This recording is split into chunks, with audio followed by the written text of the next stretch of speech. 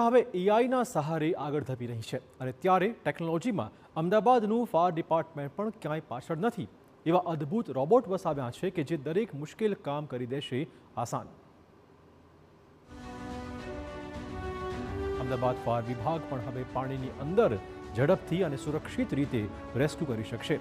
લાંબા સમયથી જે ટેકનોલોજીની જરૂરિયાત હતી તે હવે પૂર્ણ થઈ રહી છે. અમદાવાદ ફાયર વિભાગે અત્યાધુનિક deep tracker under water robot ખરીદ્યા છે જે જીવ બચાવથી લઈને મૃતદેહ શોધવાની કામગીરી કરશે.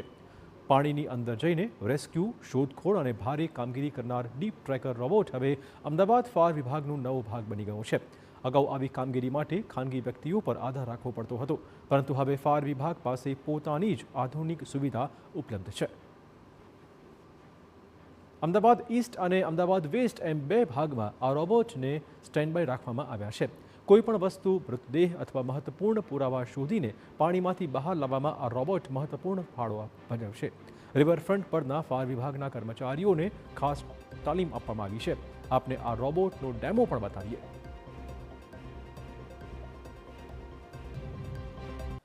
ક્રિટિકલ સમયમાં સૌથી પહેલાં કોઈની મદદે આવતું હોય તો તે ફાયર વિભાગ છે, અને એટલા માટે જ ફાયર વિભાગ અદ્યતન હોય તે ખૂબ જરૂરી છે.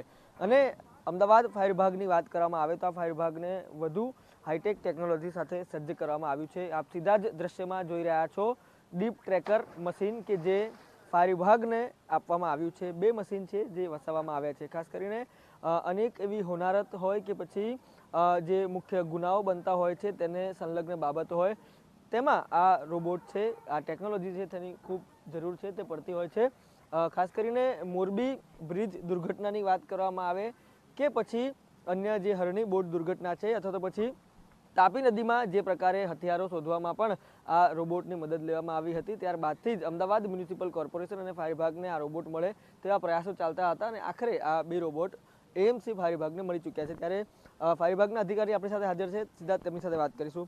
સર, ખૂબ જ જરૂરી આ ટેકનોલોજી છે તે ફાયર વિભાગને જોઈતી હતી, આખરે મળી ચૂકી છે, કેટલો લાભ થશે? અમદાવાદ ફાયર બ્રિગેડ ડિપાર્ટમેન્ટની જે emergency water rescue operation team છે તે અલગ અલગ જગ્યાએથી સર્વેલન્સ અને રેસ્ક્યુ કરતી હોય છે. પણ ખાસ કરીને અમદાવાદ શહેરની અંદર જેટલા પણ પાણીના રેસ્ક્યુ કોલ હોય છે, વોટર રેસ્ક્યુ કોલ, એમાં અમારી અમદાવાદ ફાયર બ્રિગેડની એક સ્પેશિયલ ટીમ છે જે કામગીરી કરતી જ હોય છે. પણ આ એક રોબોટ ટેકનોલોજી એવી છે કે જે 150 મીટર ડેપ્થમાં જઈને 150 મીટર આગળ જઈને કોઈપણ બોડી કોઈપણ એવા ટ્રેપ્ડ લોકેશન્સમાં હોય ત્યારે તેને સર્વેલન્સ કરે છે અને તેનું રેસ્ક્યુ ઓપરેશન કરે છે. તો it will be very useful for our emergency rescue operation team.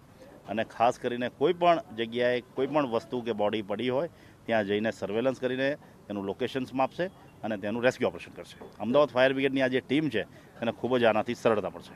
ખાસ કરીને વિશેષ ટ્રેનિંગની પણ જરૂર પડતી હોય છે, તેના કારણે કેટલા સજ્જ જવાનો છે તેને કરવામાં આવ્યા છે?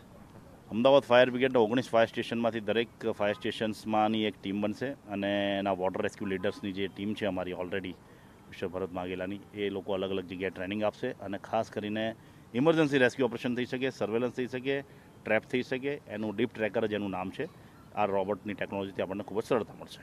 સ્વાભાવિક રીતે રોબોટ ટેકનોલોજીથી સરળતા મળશે અને આ જ એ ફાયર વિભાગની ટીમ છે કે જે સતત સાબરમતી નદીના કોઈ પણ પ્રશ્ન હોય કે પછી ગુજરાત રાજ્યમાં નદી અથવા તો પછી પાણી સંબંધિત કોઈ સમસ્યા હોય તો તેમાં જ્યારે આ જવાનોની જરૂર પડે છે, જ્યારે ટેકનોલોજીની જરૂર પડે છે ત્યારે કોઈ પણ પ્રકારની રાહ જોડાવ્યા વિના સત્વરે આ જવાનો છે તે લોકોની મદદે પહોંચે છે, લોકોની વહારે આવે છે. ત્યારે આ ટેકનોલોજીની મદદથી ફાયર વિભાગના હાથ છે તે વધુ સશક્ત થશે.